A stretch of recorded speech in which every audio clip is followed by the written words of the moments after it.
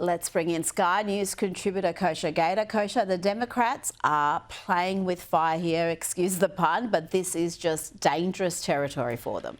It really is. The shift in public support for getting illegal immigrants out, and especially criminal illegal immigrants, which is where the administration's focus is and where those initial people in LA were apprehended, has been unlike anything I've seen in terms of just even 8-10 years ago, the public support was not there, and how it has completely shifted by double digits in the column of get these people out, because you don't have a country if you just allow rampant illegal immigration, criminal or otherwise. So it is losing. The only thing I can think of is Chris Murphy, senator from Connecticut, Pramila Jayapal from the state of Washington. These are very blue, sapphire blue states, and maybe they still believe that their constituency over there responds to these comments, like, I'm here to defend democracy and we're all in this together, and that's why they're doing that. But when you look at just the global or the national picture, it doesn't make sense, and I think they're going to pay a price.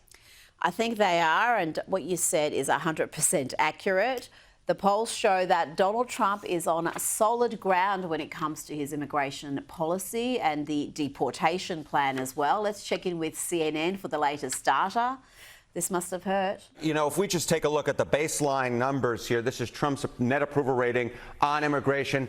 It's gone up like a rocket. Compare now versus 8 years ago during Trump's first term. It is his top issue so far. And the reason it is his top issue is because take a look at the individual nuggets in here. Why are people approving of Trump on immigration, approve of these different immigration actions? Well, Trump's administration's program to deport those here illegally. Look at this, 54% approval. How about agents searching your hometown for those that they think are here illegally? Again, positive territory here, above 50% for Donald Trump. So it's not just on the broad issue of immigration where Trump is doing well, it's on the specifics. When you dive into the issues, Trump is above 50% and his actions are above 50%.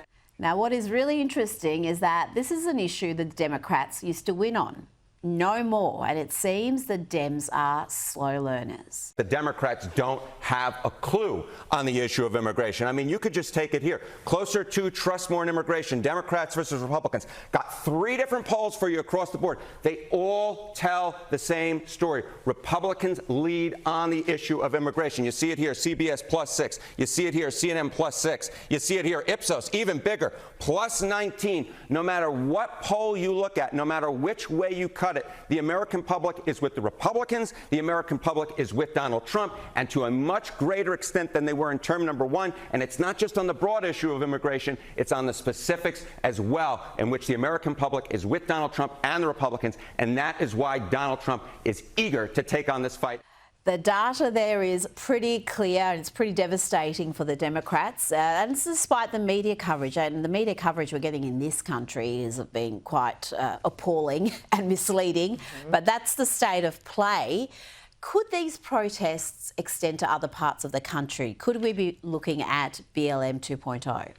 That's a question everybody's asking, and sadly, rightly or wrongly, a lot of people wonder whether these are 100% organic, or there are agitators in the mix, given they're losing on the issue politically. And I'm sure it's hurting the media, although I think Harry Enton is a secret Trump supporter, and those polling segments have become must-watch. Well, he doesn't create the numbers. The numbers are the numbers. And he's very honest. Yeah. He's almost a little bit too excited when he reports them. And that is showing you that it just doesn't make sense if everybody is approving even of the tactics, like go into my communities, go into the Home Depot, go into the schools, find them and get them out. Those were the numbers he was showing. It doesn't jive with why there's so many protests, unless it just is a function of the number of illegal immigrants in the country, and there are many of them, and if they band together and start to create mayhem, then maybe that was inevitable. Well, California's response, other than ignoring the violence and generally not even protecting law enforcement from these lawless thugs, they now want to, and I think they have started suing the Trump administration. How's that going to work out? I mean, the judges in that state, we know how they lean, but really, is this going to end in anything other than just a waste of everybody's time? Definitely a waste of time. That is their favorite tactic, using the judicial system to their advantage.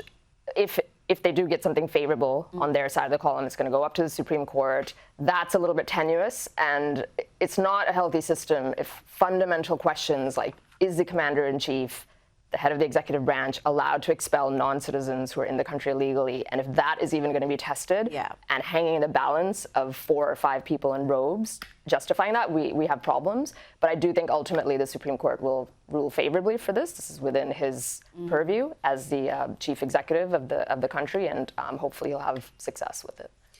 Well, we can't have this situation continuing. You keep hearing talk about a constitutional crisis. This is the constitutional crisis. The court's being used to usurp the power of the commander-in-chief and the will of the people. We had an election. It was a landslide result.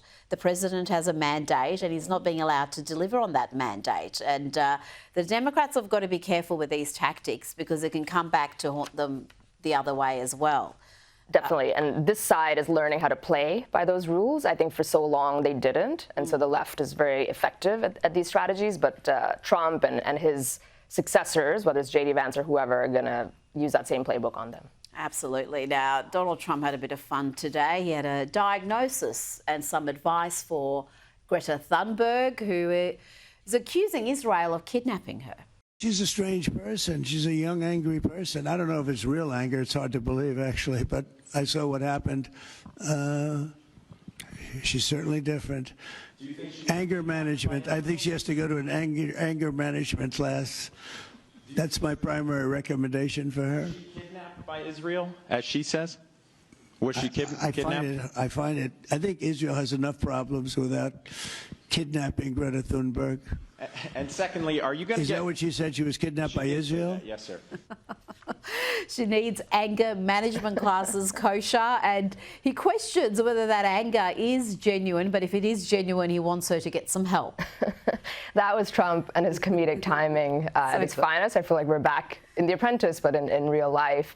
She is not a sympathetic figure. I think she's suffering from relevance deprivation syndrome, where her climate mandate has fizzled and she's trying to inject herself into whatever the issues of the day are, sailing into Gaza, being intercepted, and then claiming she was kidnapped by Israel. And I think she's petitioning her country, Sweden, the Swedish government, to intervene, even though I think they're sending her back. But they're sending her back. They're not even holding her. So I don't know what this intervention is going to do for her. She sounds like somebody desperate for attention and fame and maybe anger management, as the president said.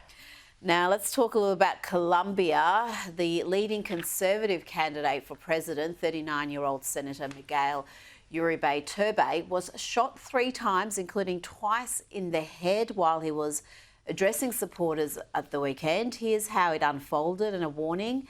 Viewers might find this distressing. Segundo, salud mental. El principal problema en Colombia. In the aftermath, the presidential hopeful was surrounded by supporters who put themselves in considerable danger to try to help him. Let's have a look.